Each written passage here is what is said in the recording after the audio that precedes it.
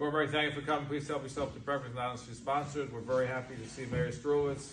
You're back one of our Gobams, so welcome back. We miss you, so thank you for rejoining us this morning.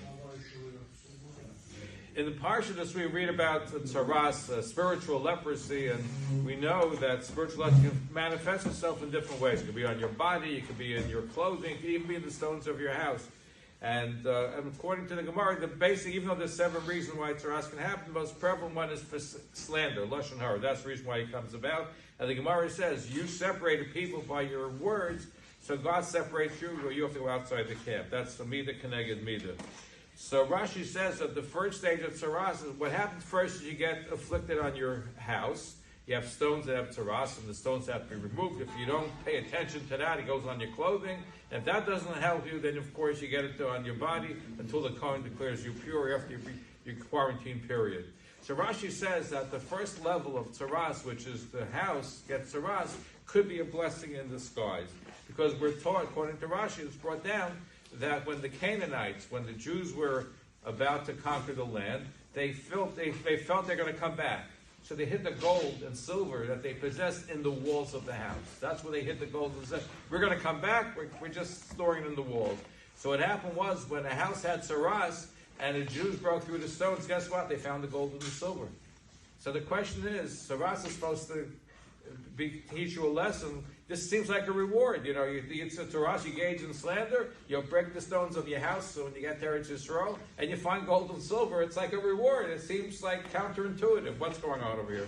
So Rabbi Mordechai Kameh has a brilliant analogy, a story that really true story took place. Rabbi Eliezer Silver was the dean of American Orthodoxy, and he was sent to Europe after the Holocaust. And he met with displaced people and Holocaust survivors, and one day he needed a minyan for mincha. So he says to a man, come join us for mincha. And the man says, absolutely not. He goes, why would you come for mincha? He goes, I was in a concentration camp, and there was one man who had a siddur, and he was charging people a piece of bread to use the siddur. This is what religion is all about. I don't want any part of this religion. So Rabbi Silva says to him, why are you looking at the man who's selling his siddur for a piece of bread? Why look at the people willing to give a piece of bread to use the siddur? And the man said, you're right. And he went to daven mincha. That was Simon Wiesenthal, by the way. How was that? Simon Wiesenthal. That's what the story was told us. Simon Wiesenthal. So what Mordechai Kameh says, maybe Hashem, in his compassion, is sending us more money to the gossiper that is more than a get-rich scheme. Well, on the outside, he may see the dusty walls of a Canaanite home, but if he digs a little deeper, he finds his gold inside. And he said, maybe that's what the slanderer is. You look at a person, you look at him, and you say, oh, he's no good. But if you dig a little bit deeper to that person, you find the person's a golden personality. He's a golden individual. Don't just look at the outside of the home. Look at the inside. That's the lesson that we learn over here. Don't look superficially.